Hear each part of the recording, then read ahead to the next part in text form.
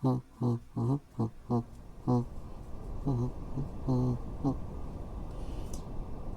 I'm Beep. My brother Honk is running the camera today. We are the Beep and Honk Show. We are drone bees and we answer tech questions. Well, the reason we're both not at the shop is because we're on the road today for a business trip, and we still shot this segment anyhow answering a question. Today's question comes from Priya, who asks, can you show us your field kit when you go out flying FPV drones? What sort of tools or spare parts do you bring? This was the perfect question for us to answer as we are traveling, though we can only answer half of it. See, I have two types of drone kits, a fully featured heavyweight kit with much more gear, and a smaller but very functional lightweight one. I brought my lightweight kit with me when traveling, so let's switch cameras and reveal it in detail. Okay everyone, so this is a hard case that I like to use for my smaller travel-friendly FPV setups, and it's technically a 12-inch case because of the diagonal of the box, but the interior dimensions once you open it up is 10.5 by 8.9 by 3.3 inches deep. But let me just show you one thing real quick. On the outside of the box, I've set up some bungee lines so I can hook things to it. And the first thing that I've got hanging on the side of my case is actually the landing pad that I use. And you should always use something like this because it's easy to help you sight your drone, especially if you're in an area that you're not familiar with, and it protects your drone from if the ground is wet. But okay, opening this up, a little more about this case. It's a very inexpensive case. You can buy these. It's not a name brand. It's very simple. They say it's waterproof, but I don't think it would handle water very well if it was thrown into the ocean. But the reason I like using hard cases is because if I have all my gear inside a hard case and I simply seal it up, I can then put this inside another backpack and mix it up with food or drink, because someone I did know had their FPV gear just inside a bag and then put that inside a backpack, and then they had a spill when their drink leaked out and got everything wet. It was terrible. When you go with a hard case, not only is it impact resistant and crush resistant, it will be liquid resistant to a good degree as well. So I'm going to go through everything in here just in a big rotation, but the first thing I wanted to make clear is that this is my kit for small drones. See, these are 75mm drones. They're quite tiny, and what I've got is actually 3 of them, and they're all roughly the same. They all share mostly the same parts, and this makes it easier for me that if I'm traveling, I don't feel like I have the pressure to stop everything I'm doing and repair a drone if something goes wrong, because I can always just grab another one from the pile that I've got inside my box. And the other thing that's worth mentioning, I'll just take them out. The other thing that's worth mentioning is you shouldn't copy exactly what I'm doing. Use this to help you get some ideas. So again, I'm going to start from here and work my way around the box until I get through everything, just to show you what's in it.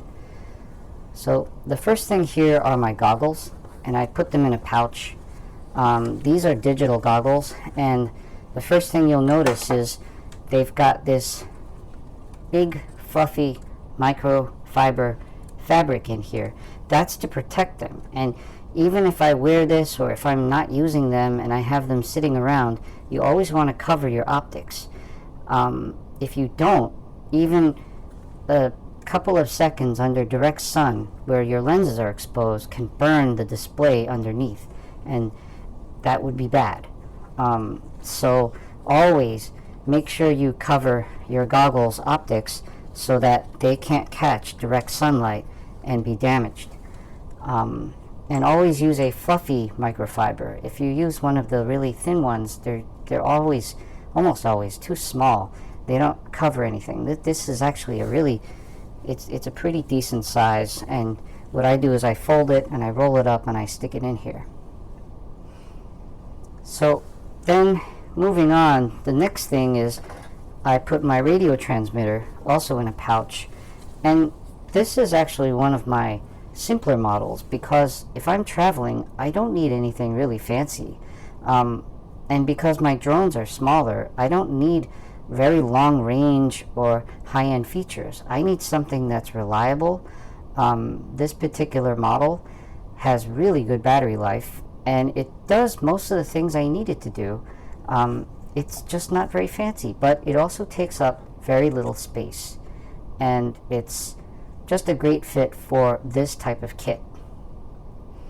Okay, moving along, before I close this part out, I just want to show you, I keep a few things here. This is a brush to help me clean my drones when they get a little dirty after flying or crashing. And this is just a straight blade, which this can be handy at times, you just never know. But I've only had to use that maybe a few times. The brush I use all the time because I'm not a great pilot. I crash a lot, and that's embarrassing because I'm a bee. But the next thing I want to show you is this. At time of writing, it's quite cold right now, and this is actually an electronic heater. And what you do is you push the button, you hold it down for a little bit. What I do with this is I turn this on when I'm at the field or wherever I plan on flying, and I store it with my batteries, and I always keep the box closed unless I need to get a new battery, and this helps keep the ambient temperature of my batteries high enough so that they don't suffer. When you have lithium polymer batteries get too cold, they lose capacity, and this little thing helps prevent that. Okay, moving on, this is a USB-C cable, and what I've got over here is actually a battery charger that's designed to take 4 of these 2S packs at a time. And this actually plugs into a different battery charger that supports USB power. So it seems a little convoluted, but this plugs into this, and then this plugs into this, and I can charge my drone batteries. Now, the reason I need the big charger is not just to send power to the 4-way charger, but this is to charge my Goggle batteries. These are 4S batteries, and it needs a proper full-sized charger for drone flight in order for it to charge, because this little charger is only for 2S batteries. It won't work. Okay, I'll put everything aside. And yes, I think I've covered. These are my Goggle batteries. I get about probably 2 hours or maybe an hour and a half out of each one of these, but I like to keep them in pairs just in case.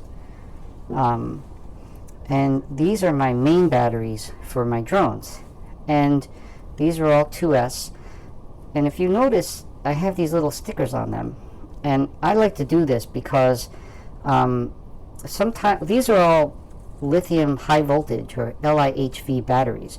These charge to 4.35 volts per cell instead of 4.2, and I can't sometimes understand the branding, or I don't want to have to guess. And if I guess wrong and I overcharge a non-LIHV battery, that would be bad. So what I do is all of my LIHV batteries, I put a little bit of reflective tape on it. The moment I see the tape, I know, okay, I don't have to think, because it's just one more burden if you're in a rush to charge batteries and you forget which ones are which. This tells me it's LIHV, and I can just go ahead and give it the good stuff. Okay. And when I'm using my batteries, as the old ones are used, I put them inside just this little pouch so that I can separate them from the others without causing confusion. This is just the power cable for my charger, and then I've covered the drones already. And what I've got here is, these are my tools and parts. I always keep a roll of tape. This particular tape is fabric wire loom tape, and I like to use it compared instead of electrical tape, because for these smaller drones, most of the repairs I'm doing requires something of this nature. Electrical tape isn't as useful for the smaller drones. Okay, and then over here I just have a little box full of propellers.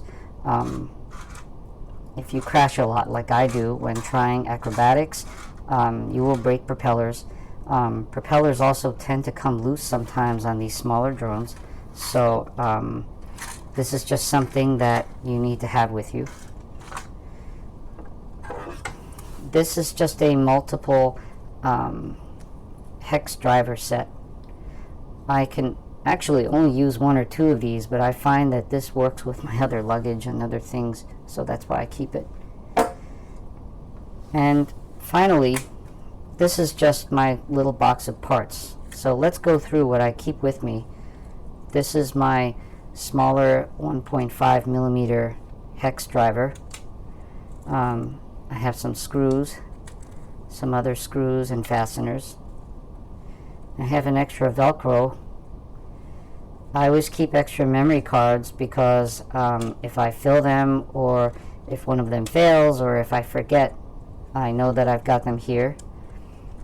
This is an adapter for my flight controllers that require them to be plugged into a computer.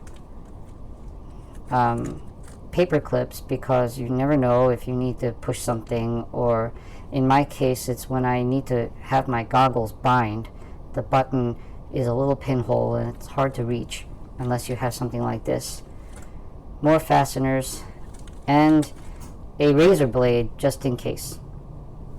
I sometimes forget to carry the straight razor, and so, or one time I let someone borrow it and it didn't come back right away, and I had this in my bag and it was just nice to have it, and just extra stuff and insurance.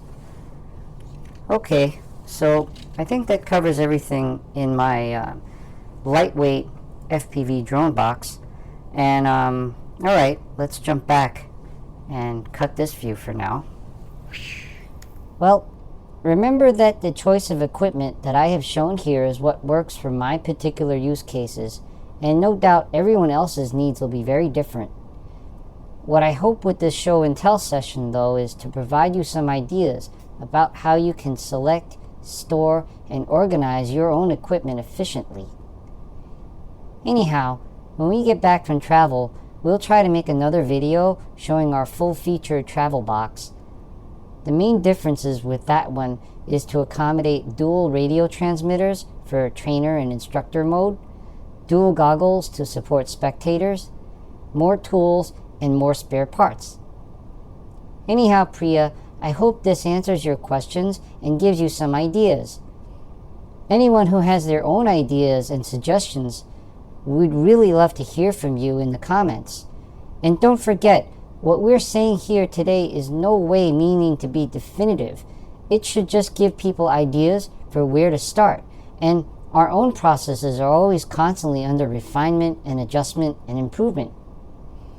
So anyway, thank you all for watching, and goodbye everybody.